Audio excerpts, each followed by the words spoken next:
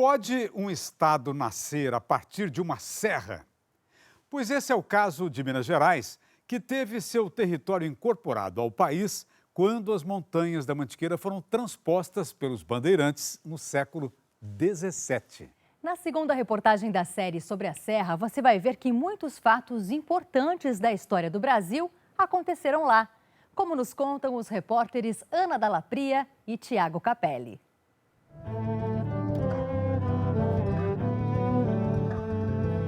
Uma cadeia de montanhas imponente e bela, onde nascem muitos rios que escorrem pelas encostas. O nome Mantiqueira ela recebeu dos índios, seus primeiros habitantes.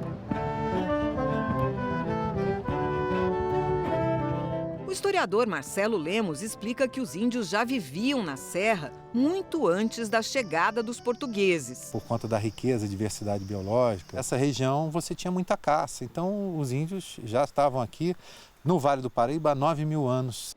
Muitas tribos viveram na Mantiqueira, como os puris, botocudos e araris. A colonização portuguesa ela se faz em torno da busca do ouro. O historiador Francisco Sodero conta que os bandeirantes foram os primeiros brancos a subir a serra. Eram paulistas que se aventuravam em expedições para desbravar o interior do Brasil.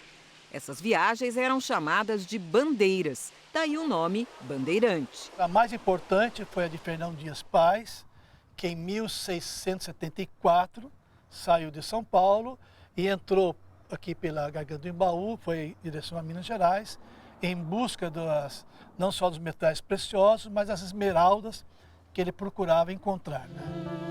A busca do ouro colocou em guerra brancos e índios. Nos conflitos, muitos índios morreram, outros foram capturados e escravizados, e assim foram desaparecendo da Mantiqueira. Hoje, deles só restam lendas. Dizem que certa vez um chefe da tribo dos puris se perdeu aqui nessa mata. Buscando o caminho de volta, ele encontrou essa pedra e percebeu que ao bater nela, ela produzia um som bem diferente. Escuta aqui. Batendo na pedra, ele acabou sendo ouvido pelos companheiros e foi encontrado. A partir daí, os índios passaram a acreditar que bastava bater na pedra para conseguir proteção. Em 1694, Garcia Paz, filho de Fernão Dias, encontrou o primeiro veio de ouro na região de Ouro Preto, em Minas Gerais, dando início a um novo ciclo da economia da Mantiqueira e do Brasil. A história que vamos contar se passa nas cercanias da chamada Estrada Real, que hoje está toda sinalizada por esses marcos aqui, olha só. O primeiro trecho da estrada ligava o porto de Paraty, no litoral do Rio de Janeiro, até a região de Ouro Preto. Esse caminho se torna, no início, o único caminho que era permitido o transporte do ouro. Então, por isso mesmo, recebe o nome de Estrada Real.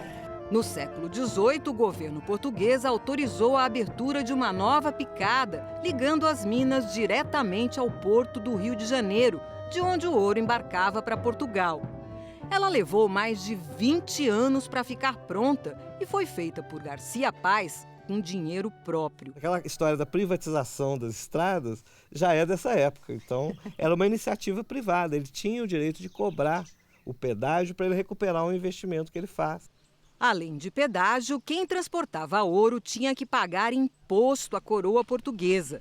Ao longo da Estrada Real, existiam casas de registro para recolher as taxas, como essa em Barbacena, que está em restauração. Aproximadamente data de 1701, 1700. Minas Gerais ainda nem existe formalmente. Aqui ainda era um pedaço de São Paulo. Para ocupar as terras ao redor da Estrada Real e expandir as fronteiras do país, no início do século XVIII, o governo português começou a distribuir sesmarias, imensas extensões de terra doadas pela coroa aos amigos do rei.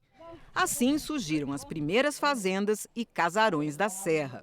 A fazenda Borda do Campo é considerada a mais antiga fazenda da parte mineira da Serra da Mantiqueira. Ela começou a ser aberta mais ou menos em 1710. Foi o próprio Garcia Paz quem abriu a área e construiu a casa que resiste até hoje. Ela tem muito do paulista ainda, do bandeirista, com alpendre, né, que é a varanda. Então aqui nós estamos o início da ocupação de Minas Gerais, literalmente. As fazendas da Mantiqueira abasteciam a corte no Rio de Janeiro e a região mineradora. Isso explica por que nós vamos ter potentados, ou seja, fazendeiros muito ricos, muito influentes. Sinônimos de riqueza e poder, os casarões estão por toda parte, com suas janelas coloridas, paredes de adobe e telhas de barro. São marcas da arquitetura colonial brasileira, abrigavam as famílias que viviam na Mantiqueira e também hospedavam tropeiros e viajantes. Por isso, as casas têm muitos quartos e salões, e quase todas têm capelas, com santos e oratórios esculpidos em madeira há mais de 200 anos.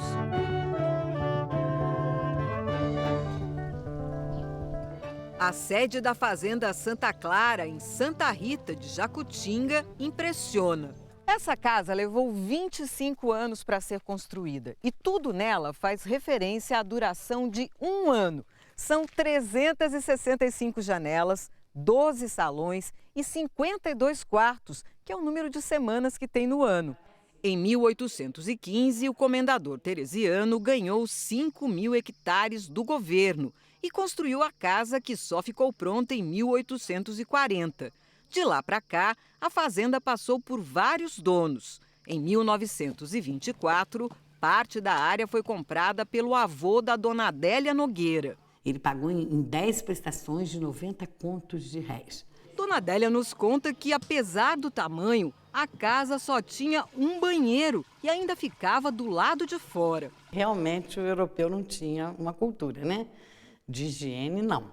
Então os quartos de fazenda, eles eram pequenos. E tinha essa mesa, é uma mesa francesa que ela chama mesa suíte. Então aqui, ó, quando você levantava no seu quarto, tem o jarro, né? Estava cheio d'água, aqui estava o sabonete, você se lavava o rosto, né? Porque o povo lavava o rosto. Então aqui era uma pia. E quando eles queriam ir ao banheiro, eles tiravam a pia, Ana. Agora se prepara, ó, agora vem o vaso. Esse é o vaso da fazenda. Era aí? Era. E essa peça aqui de baixo chama urinol. Quando você usava, você tapava para o cheiro não ficar no quarto. E quando você necessitava de usar novamente, você não podia usar ele sujo. Aí você pegava debaixo da cama aquele outro lá, que chama pinico. Só que o pinico não tem tampa. Então, quando você usava, para não dar cheiro no quarto, você guardava dentro do criado mudo. A Santa Clara chegou a ter 2.800 escravos, tratados com mão de ferro pelo comendador. Nessa sala, os negros escravos eram castigados, ou melhor, torturados. Aqui, a gente tem diversos tipos de troncos, inclusive com os grilhões, olha. Esses menores serviam para prender braços e pernas e os maiores para prender o pescoço. Aqui, a pessoa era pendurada e açoitada. Ao lado, veja só, um outro tipo de tronco, onde nessas aberturas maiores ficavam presas as pernas, os tornozelos dos negros e nas menores, os braços, os pulsos.